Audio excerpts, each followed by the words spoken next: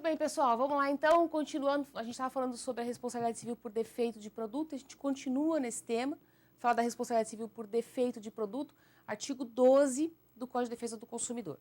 Então, se você pegar lá, responsabilidade civil por defeito ou fato do produto, artigo 12, você já vai ver de cara quem são os responsáveis pela reparação dos danos. O fabricante, produtor, construtor, nacional ou estrangeiro, e o importador. Você se lembra quando nós falamos sobre o conceito de fornecedor? Eu falei para você que fornecedor é toda pessoa que coloca produto ou serviço no mercado de consumo, e aí a gente vai considerar toda a cadeia produtiva, inclusive os comerciantes. O artigo 12 podia ter falado assim, o fornecedor é responsável por, e ele continuava. Ele não disse isso. Ele disse que só essas pessoas são responsáveis pelo defeito de produto ou pelo fato do produto. Só o fabricante, o produtor, o construtor e o importador. Por quê? Porque o comerciante não tem a mesma responsabilidade que os demais fornecedores. Ou seja, o fornecedor mediato, que é o comerciante, não responde, por regra, pelos defeitos de produto. Quem responde, por regra, por defeito de produto é o fabricante, o construtor, o produtor e o importador. O comerciante está fora, mas só por defeito de produto, porque no resto todo ele responde, ok? Então, quando é que o comerciante responde por defeito de produto? Só na forma do artigo 13. Só na forma do artigo 13. Não é uma responsabilidade geral. Por isso que eu falei para vocês, não existe uma responsabilidade solidária entre o comerciante e o fabricante por defeito ou fato de produto. É uma exceção. A responsabilidade do comerciante, ela é subsidiária. Ele só vai responder em algumas hipóteses. E aí a gente tem a hipótese do artigo 13. Ele diz assim, o comerciante é igualmente responsável nos termos do artigo anterior, quando? E aí ele vem com as hipóteses. Aí a gente tem a mesma responsabilidade que o fabricante, o construtor, o importador. Ok? Quando que o comerciante responde pelo fato do produto? Quando o fabricante, o construtor, o produtor ou o importador não puder ser identificado. Isso é bem legal.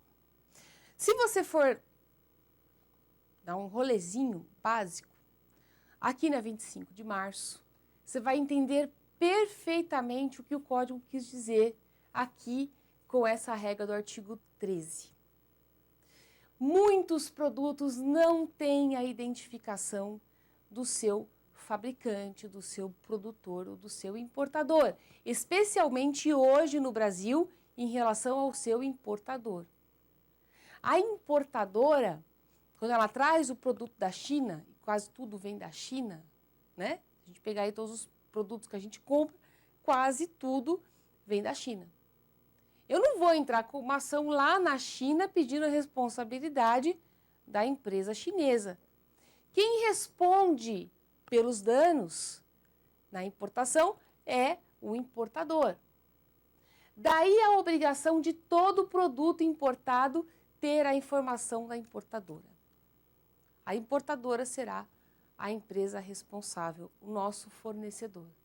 Mas, se eu não tenho a identificação dessa minha importadora, quem vai responder? Aquele nosso ambulante que estava lá vendendo um produto ilegalmente, inclusive lá na 25 de março. Né? Então, daí que a ideia com a defesa do consumidor, já que eu não consigo identificar quem foi que produziu ou quem foi que importou, quem responde é o comerciante.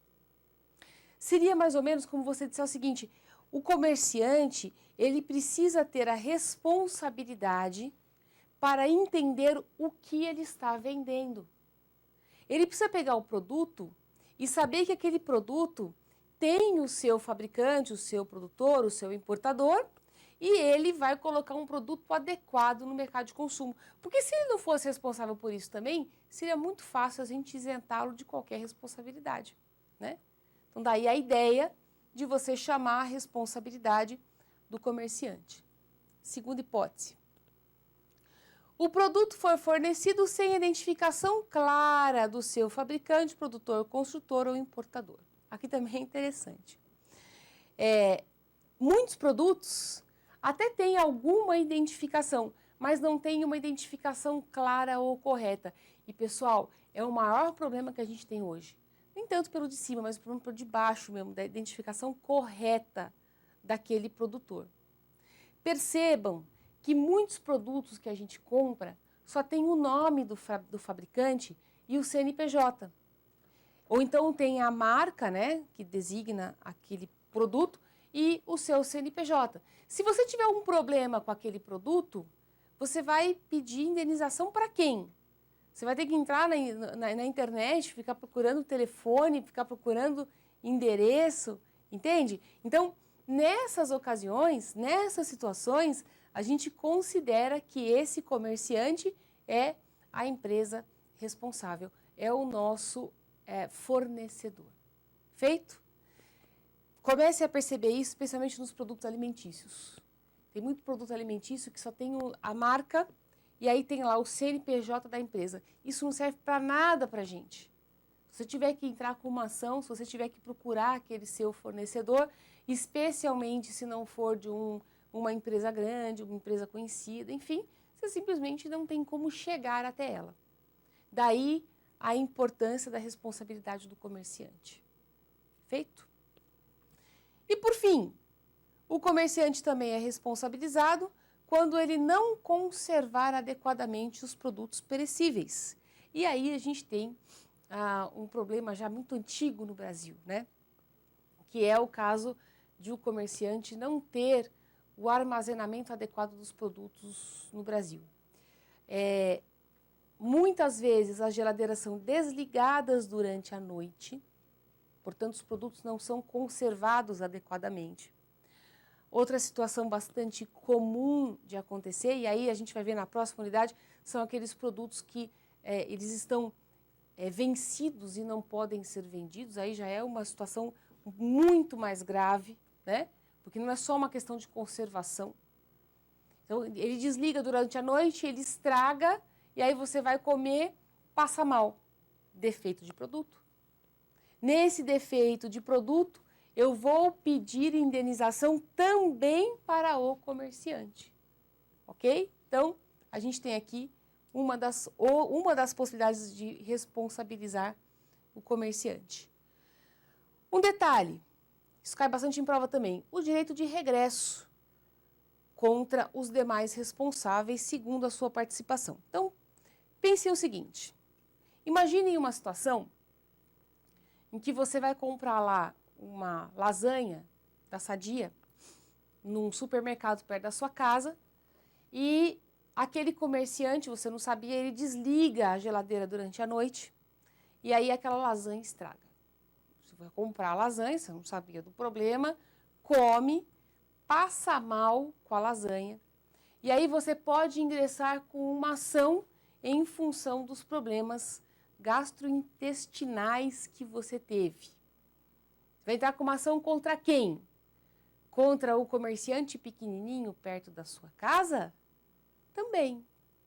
Mas você também pode entrar com uma ação contra a Sadia, porque afinal de contas foi a lasanha Sadia que você comeu. Estou citando a Sadia, podia ser qualquer outra, né? Até porque Sadia, Perdigão, tudo junto, mesma coisa, né? No Brasil a gente tem alguns monopólios, uns probleminhas básicos em relação a isso, mas aí eu vou entrar com uma ação lá contra a Sadia.